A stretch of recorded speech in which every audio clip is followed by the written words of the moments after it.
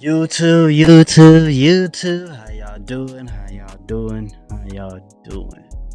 Camp 14, the most horrible place in North Korea. So apparently, North Korea got concentration camps. You know what I mean? But let's see how this goes. Let's see how it goes. June 1989. Class is about to start for these 40 school kids. Like every week, the teacher starts searching everyone's pockets. This time, he finds something on a little girl. 5 kernels of grain. The teacher snaps and commands the girl to come up front. She has to kneel down on the hard concrete floor. With a wooden stick, he strikes her on the head. Again and again. Wow. And again and again. Nah, North Korea. Man, bro, I feel sorry for people. The propaganda in North Korea is so bad, bro. They get no external, like any news that goes around in the world. They only get what Kim Jong-un allows. That's it. That's it. That's it. That shit's ridiculous. Her classmates watch in silence. The beating goes on until the little girl collapses. Afterwards, her classmates carry her home. The same night, she dies. The little girl and the other 39 children are all inmates in one of North Korea's deadliest prison camps, Camp 14. Okay. Comparisons have been drawn to the Nazi death camps, to the Soviet Gulag. You know, they're accurate, and in their own way, they're different. A lawless detention facility hidden in the mountains of Kaeshan, a place where people are imprisoned for the crimes of their parents. Wow. That's insane. Imagine going to prison because your parents committed a crime, bro. Like, what the fuck, bro? But that's just that, yo, these dictators, man, they all have something in common, don't they? You end up here, you will most likely die here. This is truly a space that is outside humanity, let me say that. Prisoners are forced to work under inhumane conditions. The smallest mistake can cost them their lives. Escape is almost impossible.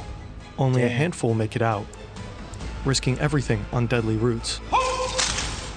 In North Korea, there are several of these death camps, and the regime has kept them a secret for decades.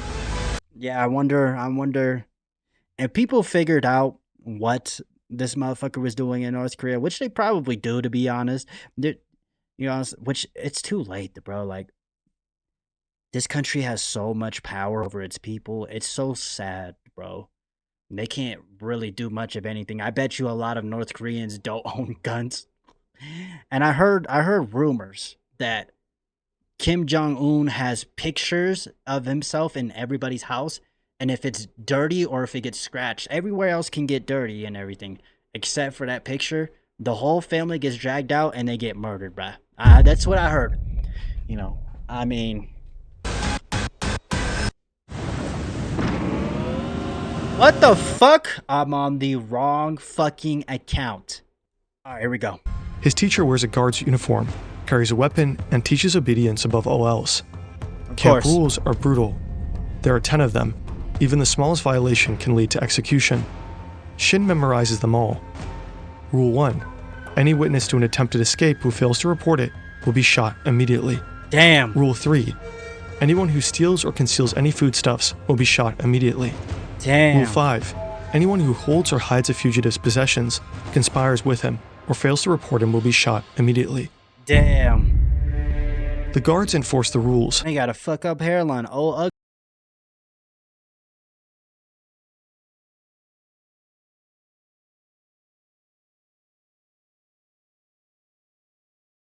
Without mercy. The guards enforce the rules without mercy. We good?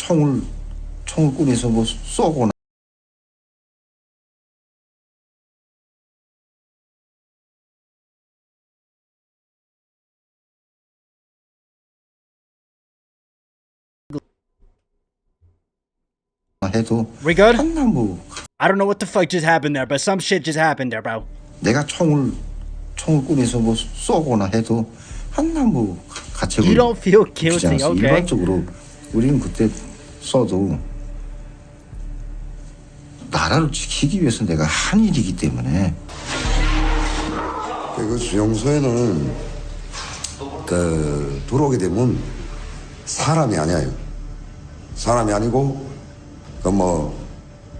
내 마음대로 해도 돼요. 그 안에 사람은 그 자리에서 죽이겠으면 죽이고 살리겠으면 살리고 하는 건 내 마음이에요. Okay. 뭐 설명해 주세요. That nigga just casually just said that and smiled, but okay. Okay. Across North Korea, there are different types of detention facilities. The worst of them are called Kwanliso. Camp 14 is one of them. It's also called a total control zone. People never get out of those. You know, they just waste away. They get killed by this vicious cycle of malnutrition and forced labor. But I hope North Korea can really, come to a better place. You know what I mean? Which is not going to be a very easy thing to do because Kim Jong-un has a fucking nuke. Even though there's a chance that shit might not work. You know what I mean? Shin's mother has to work the rice fields, 10 to 15 hours of hard labor every day. If she meets her quota, she receives food, just enough to survive the night and make it through the next day. Wow. North Korea is all about production targets. If you don't meet them, and probably you will not meet them, you'll get less food, more work, less food, more work, and that's how you waste away and die. That's, the truly tragic story at these camps. From the moment Shin starts school, his life is split between the classroom and hard labor in the coal mine. Long work days are made worse by a constant gnawing hunger. Before school, Shin often eats his mother's portion while she's still out in the fields. She beats him for it, but he does it anyway. To him, she's not a source of love or care. She's a rival in the fight for every meager scrap of food. Damn. This is Shin's meal, served 3 times a day for his entire prison life. If he makes a mistake, his portion is cut in half as punishment. Wow. Sometimes he and the other inmates catch rats, the only source of meat in Camp 14. What the fuck, bro? Yo, I hope the people of North Korea gets the justice that they deserve, bro, honestly. For Shin, this isn't as much as a nightmare. It's normal life. He has never seen the world beyond the barbed wire. And that's so sad, bro. Unlike this man.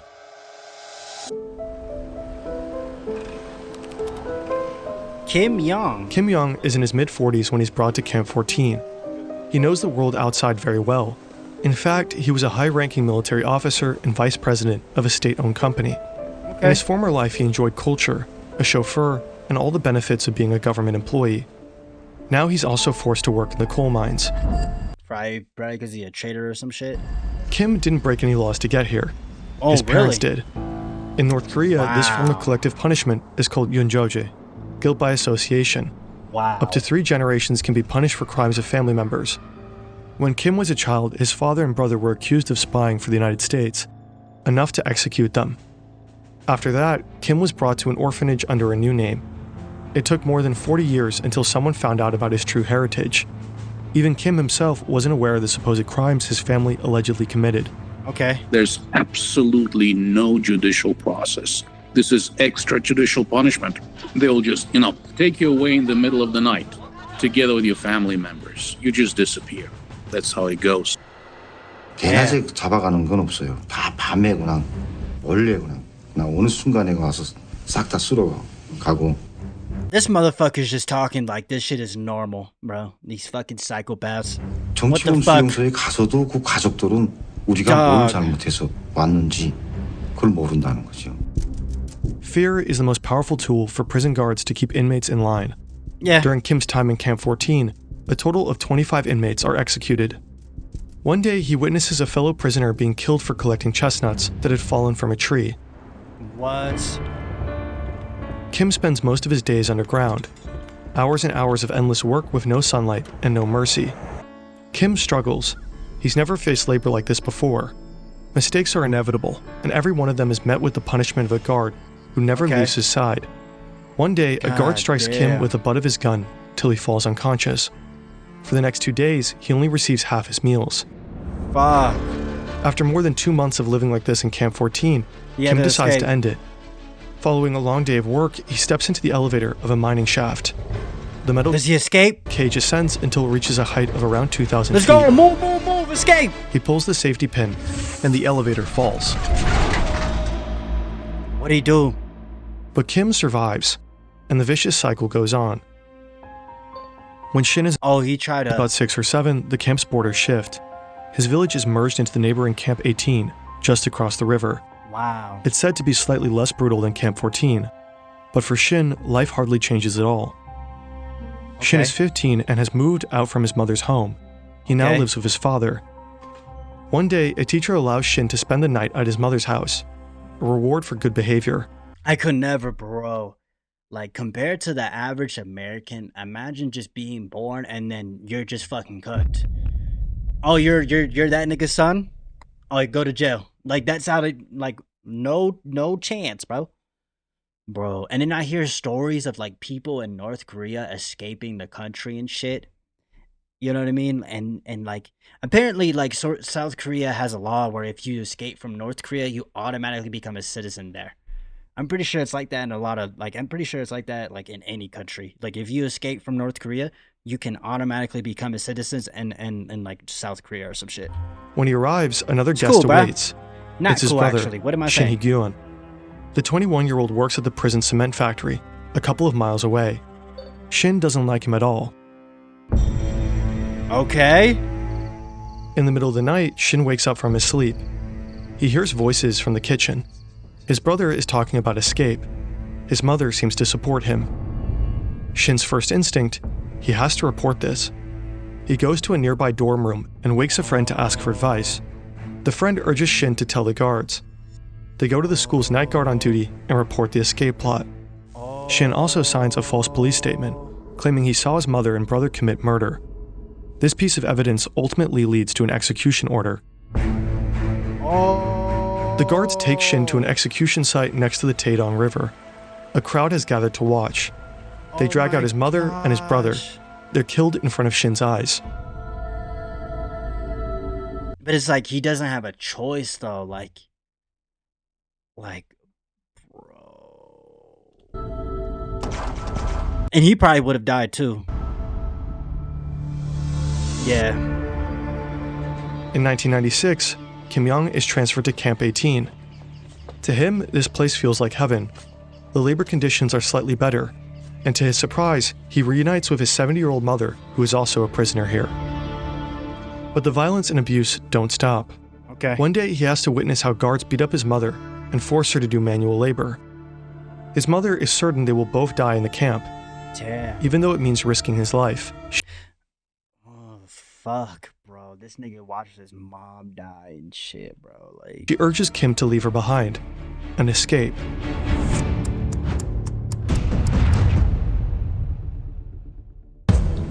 Okay. Escaping from a North Korean death camp is almost impossible. You know, Almost. these highly protected facilities. You're talking barbed wire, What the walls, fuck? armed guards, intersecting lines of fire.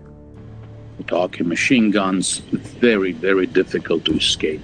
I mean, it's, difficult to escape a detention facility in any civilized country, I mean, it's almost impossible. You could. I mean, there's a chance. I mean, if I'm at, bro, just thinking about this shit, bro. Like, we really have it so much better than a lot of these other fucking countries, you guys. It's not even close to comparison. How easily better we got it compared to the rest of the world. Easily. Imagine North Korea. Hands down. Kim Young quietly studies his surroundings. He observes, waits, and starts thinking. He lays out multiple escape plans, but none of them seem doable to him. Okay. Another hard day of work. The prisoners are loading coal onto a train. Suddenly, they spot something. Grain scattered across the bottom of a train car. It must have transported food before. The scene explodes into chaos. Prisoners drop everything, desperately looking for the tiniest speck of food.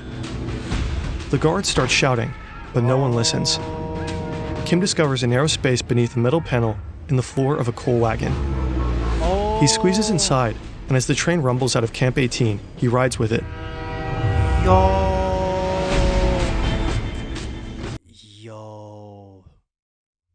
Hours later, the train reaches Goan Station at around 4 a.m. We don't know exactly how, but Kim manages to crawl out of his hideout and disappears into the night. Okay. How far did he go? Kim successfully escaped Camp 18, but his path to freedom is still very long. Yeah, he still has to escape the country in general, nigga. Because if they find this motherfucker again, you know what I'm saying? He's done. He's After done, finding bruh. a worker's uniform, he changes clothes and starts a treacherous journey that will take him many months through China and Mongolia to South Korea, where he'll eventually seek asylum. Escaping a prison is one thing. Escaping the country is another. We made a whole video on how to escape North Korea. Link is in the description. Nah, nobody in North Korea is ever going to see that fucking video, by the way, you guys. By the way, just want to let you guys Shin know. also manages to escape from Camp 18 twice, both times by crawling under a fence. Both times he's recaptured. After his second attempt, Shin is sent back to Camp 14 and is thrown into a special detention center, a place with only one purpose: torture. I still have the scars of my torture and the burns. Look at my arms. My arms aren't normal. They are bent and deformed. Before I was tortured, my arms were straight. Yo. When I was tortured, my arms were tied up with a rope and pulled backwards. That made them more and more bent. I'm filled with anger when I stand in front of the mirror and look at my body after a shower. Damn, bruh. After 4 weeks of torture, he's thrown into a pitch-black cell. No windows and barely enough space to lie down. There he'll spend the next 6 months.